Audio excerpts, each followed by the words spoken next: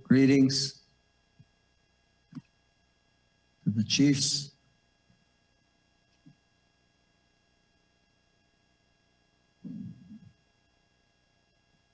Reginald Bellerose. We're going to show a video here. If we could load the video, take a few moments. Appreciate it.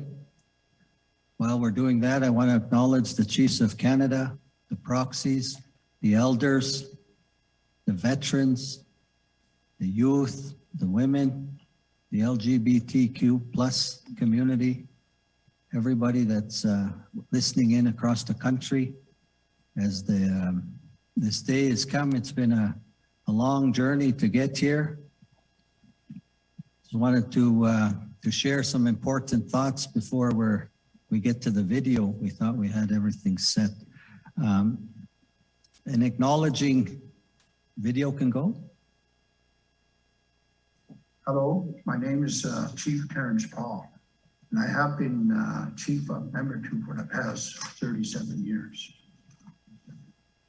I have nominated Reg Bellerose because I have worked with him in partnership, seen his work, and I trust his capabilities. He has committed to bringing our nations together for united actions to move our nations forward.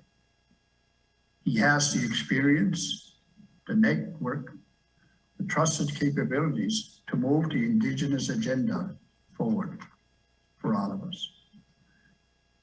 He has committed to listen to the chiefs of Canada and to have their voices heard, acknowledged, and responded to by the federal government.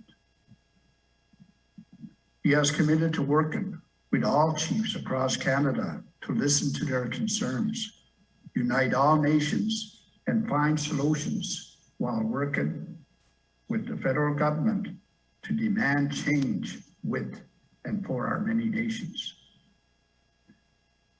I trust Chief Reginald Bellerose to lead us in the right direction.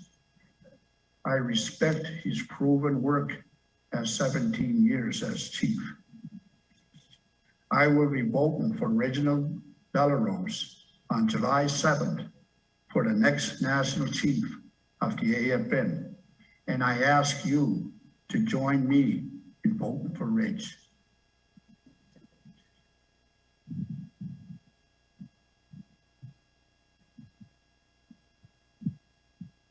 I want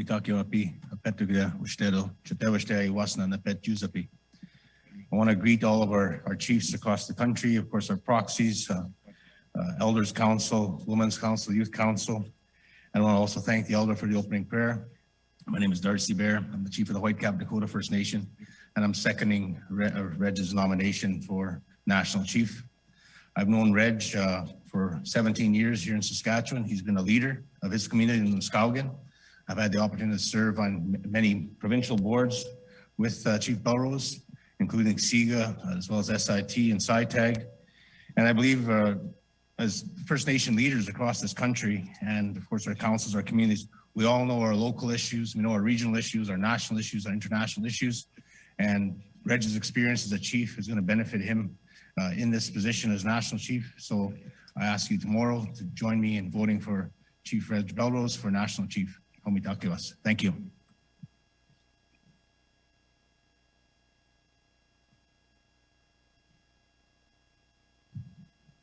Chiefs,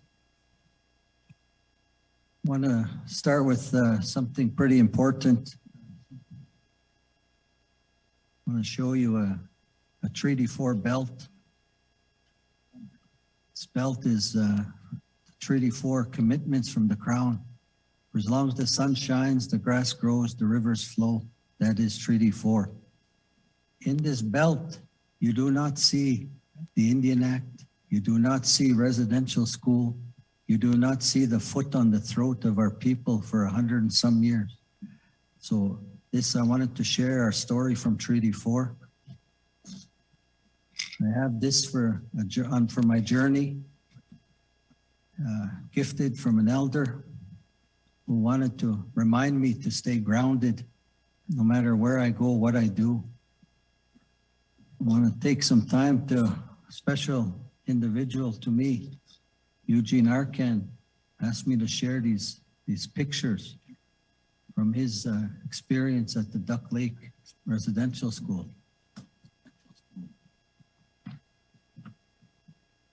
These are important images that we should not forget about.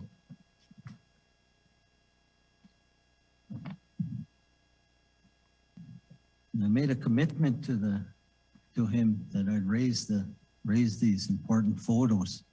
And in these photos, what he shared, the stories, is that some of the boys are always holding their hands behind their back because they were strapped so badly they didn't want to show their hands. So this is what I wanted to raise today to start the introduction. The Truth and Reconciliation Commission, another gift that was loaned to me.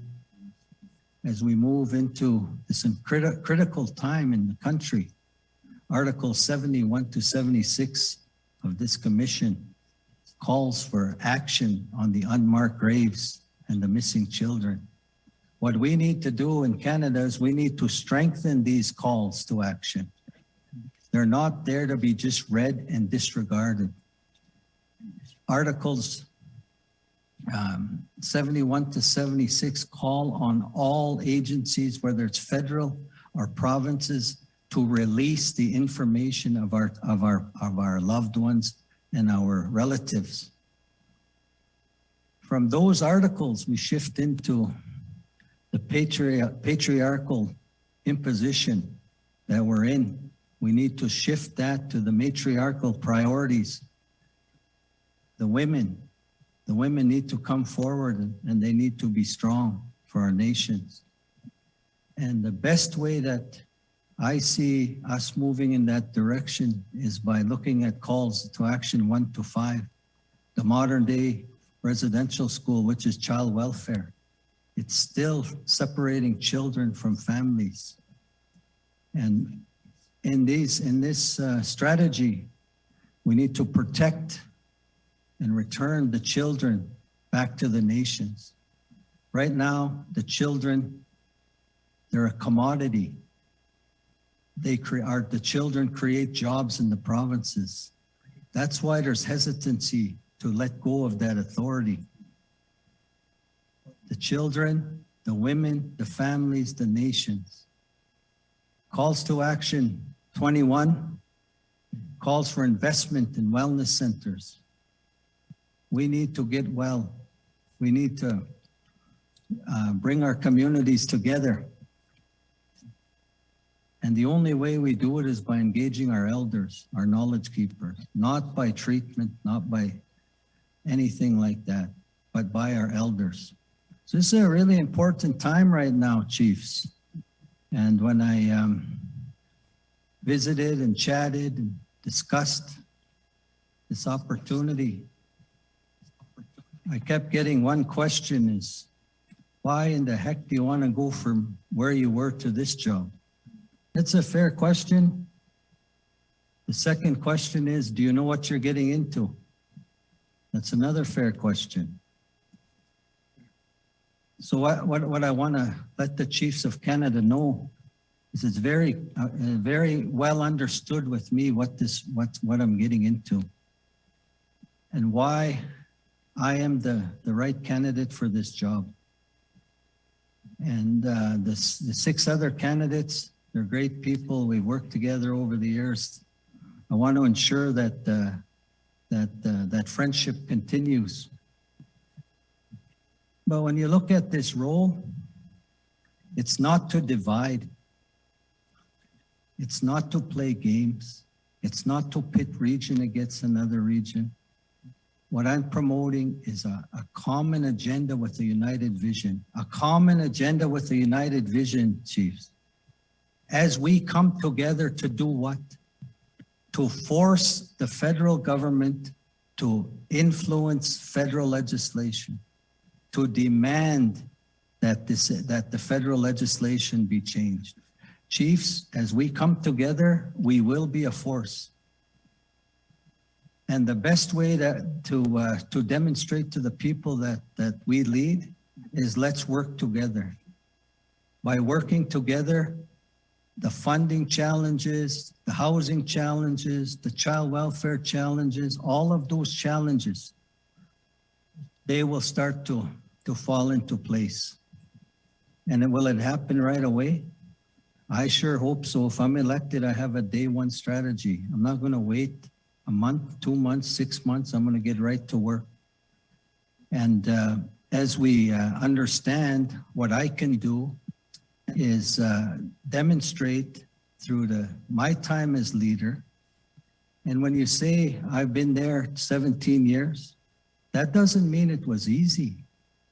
That doesn't mean leadership, you just get up and everyone pats you on the back and greets you.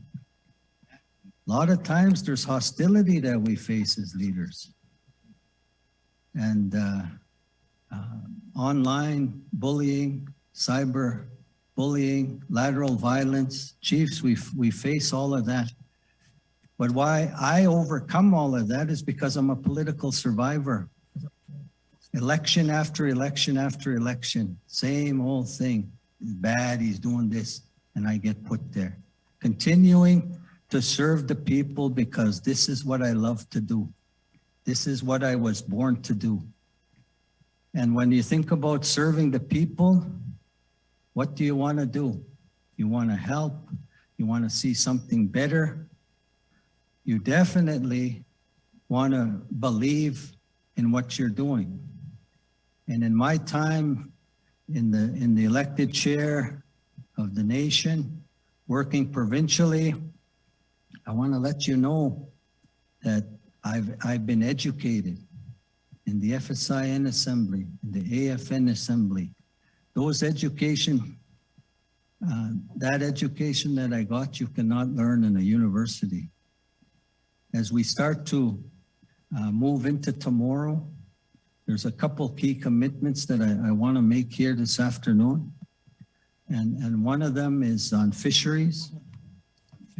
Fisheries is so critical to many nations that I want to create a standalone fisheries portfolio nationally because it's so important. I'm no expert in it, but we will find chiefs and leaders who are experts. And as we move into that critical time, we need to call the chiefs together and support those nations who are having challenges with fishing. Extinct species is an extinction of a right. And as species start to become extinct, so do our rights. And that's why when I look at gaming, another day one commitment I have is we have chiefs who are pushing for jurisdiction on gaming. And by that jurisdiction, we need to get the provinces out of our business. We can create a structure where chiefs can come together, those that are interested in online gaming, on actual casinos. The reason is the collective approach is that the province is in all of our business. And as we get into this, I want to say this. If the Crown wants to see transformational change in the relationship with the Indigenous peoples, the following must be done. Truth, restitution, restoration, then reconciliation. Nation-to-nation relationship and trade, inherent right to economies, special consideration for the northern nations, much-needed infrastructure, food security, housing issues. And the one thing I'll say about the North that I've been very pleased to help and support is $1 in Saskatoon is not the same dollar needed in the North. Fly-in communities, northern communities with road access, northern communities, the cost of living is so high. Water and lands is very important to the nations. And as we move into this collective work that I'm promoting, what I really hope is that the chiefs will support me tomorrow, vote for me, and then as we move into the day one strategy, fisheries, gaming, the gatherings for the residential school so we can bring the impacted nations together and decide how we're going to approach the crown. And I really believe those impacted nations need a special designation for the lands, the highest designation in the country that always will remember. The country will always remember what those policies were and what they did to our people. And,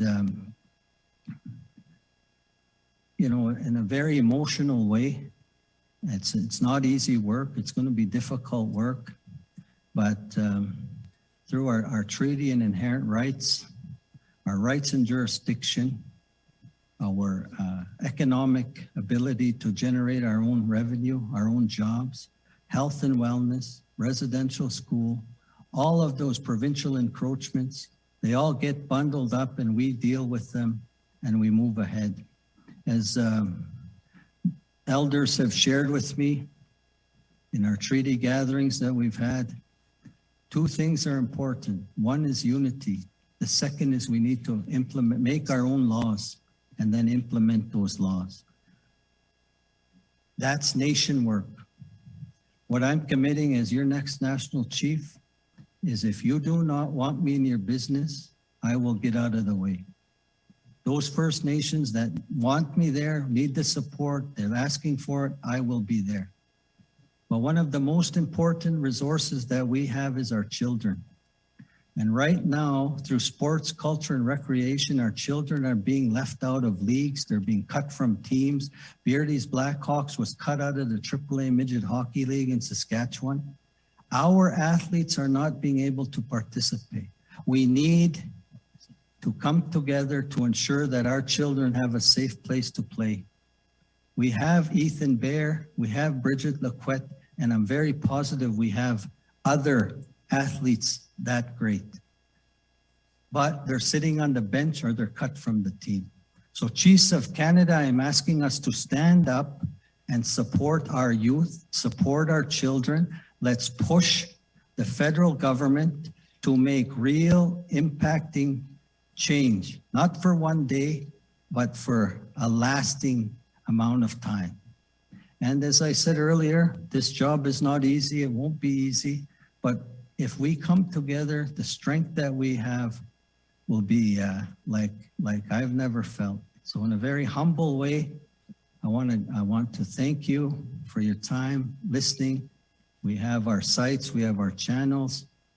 So to the Cree people, Tanse, Soro, Anin Sigwa, Wakumagantik, PA Sugawi Tamat Nitsigason, Muskowekwan, Nanas Kumon, Hi.